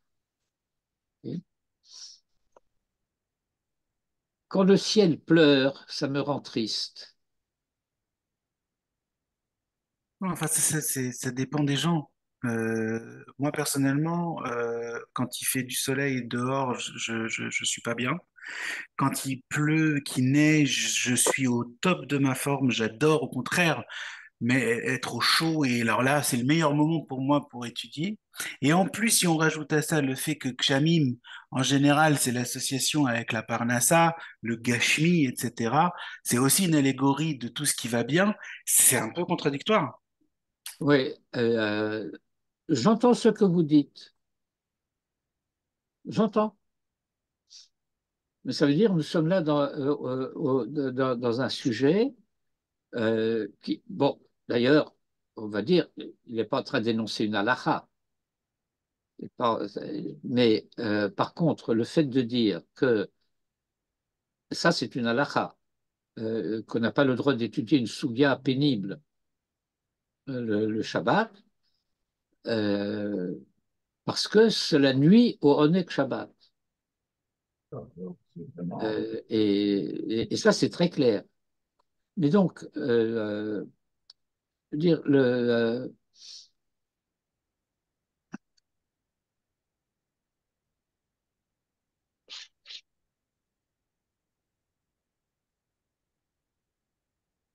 alors, bon, un jour, on consacrera peut-être une séance à étudier cette souga de la Gemara dans Ta'anit. et de cacher Yoma de Mitra que Yoma de Dina. Quel rapport, comme vous avez tendance un peu à dire, pourquoi? Alors, il y a, il y a un temps pour la pluie, et la pluie peut être une bénédiction, elle est indispensable à la vie. Ben, c'en est une, mais il n'y a pas de bénédiction pour le soleil, hein, à ma connaissance. Ah ben, Si? Birkat Hachama, Ouais, c'est moins fréquent. c'est moins fréquent, hein, c'est toutes les Ah oui, ben 28 moi jours. j'ai eu le privilège de pouvoir faire la cérémonie de Birkat Hachama. Ben, nous aussi, il y a pas si longtemps en Israël, je crois il y a 10 ans, quelque chose comme ça, hein. Ouais. Mais moi, je l'avais faite en France d'abord, dans les années 80, à la fin Présente des années 70 même. Enfin, peu importe. Euh, Mm. le, la Chine, Ça, la Chine. c'est pas lié à la saison, c'est lié au cycle du. Bon, enfin, peu importe. Euh, mais euh, c'est pourquoi il dit, par exemple, il y a un minhag chez les Ashkenazim de dire jusqu'à la veille de Rosh Hashanah. Hein. Mais pourquoi? Parce que sous nos climats européens d'Europe centrale, eh ben, l'été, il ne faisait pas une chaleur, c'était pas Khamsin. Hein. Euh, bon, et puis je sais bien que quand je suis bien équipé, que j'ai un bon kawaii, bon, je le fais plus maintenant parce que j'en ai pas l'occasion, mais j'adorais me promener en forêt les jours de pluie. Un bonheur sans nom. Hein. Oui, mais ça, c'est autre chose que l'étude de la Torah. Oui, mais avec un bon café bien chaud, c'est quand même quelque chose, c'est sympa.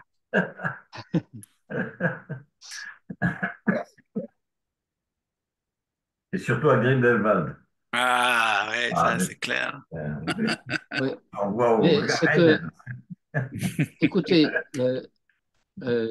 est-ce que vous avez lu ce livre euh, d'Albert Londres, Le Juif errant est arrivé? Oui, je suis hanté par ce livre, pour tout vous dire, hein. Eh bien, C'est incroyable. à un certain moment, bon, il a d'abord été en Angleterre, on lui a dit les vrais Juifs, ils sont en Europe, alors il arrive à Prague. À Prague, il rencontre deux Juifs qui vont lui servir de guide pour rencontrer les vrais Juifs. Alors, ils partent en voiture. Et moi, j'ai eu un des chocs de ma vie. Alors, Albert Londres leur demande et où va-t-on? Et ils répondent pour commencer à Bouchtino. Bouchtino, c'est la ville de naissance de mes parents. Ils sont nés tous les deux à Bouchtino. Mon père en 1906, ma mère en 1910. Ce voyage d'Albert Londres se situe entre 1910 et 1920. Et alors, il décrit le spectacle euh, des Juifs grelottant sur un vieux grimoire des enfants et ça. Il faut avoir connu ça, ne serait-ce que par des récits, pour savoir de quoi le Maharal parle. Donc, à propos, si nos amis du cours veulent lire le livre, je vais le recevoir bientôt en français. Moi, je l'ai lu en français, quelqu'un me l'a prêté, mais j'ai commandé une version et j'ai aussi une version en hébreu. La version en hébreu. C'est A. D'Albert Londres. Oui, oui, oui. Ah oui. Je le veux bien en A. français, ouais. Ah oui, je te le passerai. Ouais. Il va bientôt arriver, je pense. Ah, Mais écoutez, d'abord, commande-le, Dan. Il faut avoir ça dans sa bibliothèque. vous savez, Albert Londres était un grand Ben, reporter. Il faut avoir ça dans sa après, bibliothèque. C'est après un toi, grand, Dan, tu me le passeras. Ok. c'est un Donc, grand si tu ne commandes reporter. pas, je vous le passe, mais Je vous raconte une histoire. Albert Londres était un grand reporter. Il a fait un reportage sur le réarmement de la Ruhr, qui n'a pas plu à son rédacteur. Alors, le rédacteur en chef donc, de son journal lui dit, votre papier n'est pas dans la ligne du journal. Et Albert Londres lui répond, un journaliste ne connaît qu'une seule ligne, c'est celle des chemins de fer.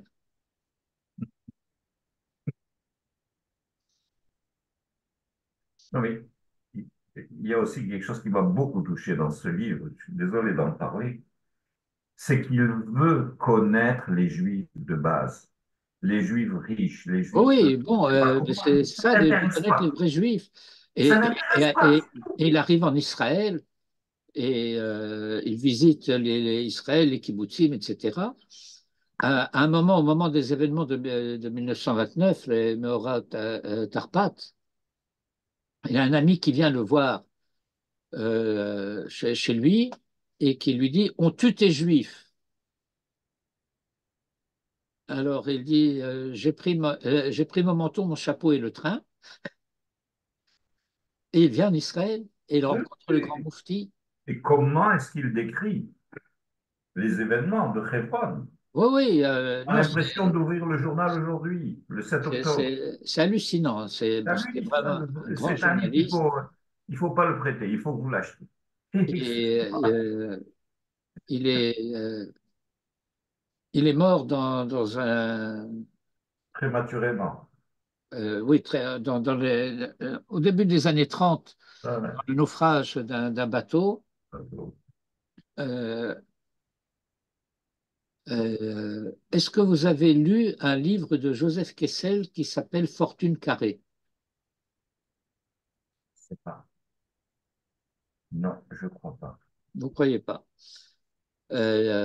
Bon, c'est un livre dans lequel Joseph Kessel fait un reportage sur des trafics en mer Rouge.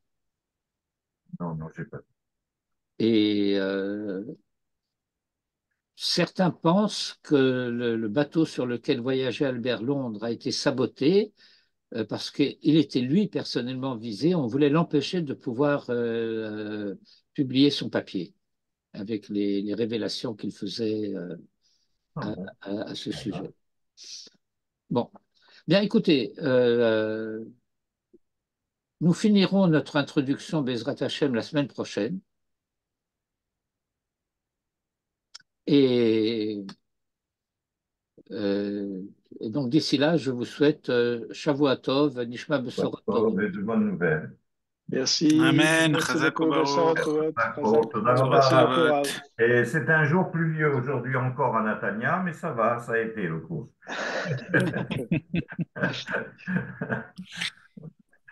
Allez, bonne C'est semaine. un jour pluvieux, mais nous, on n'est pas plus jeunes. Ça, c'est sûr.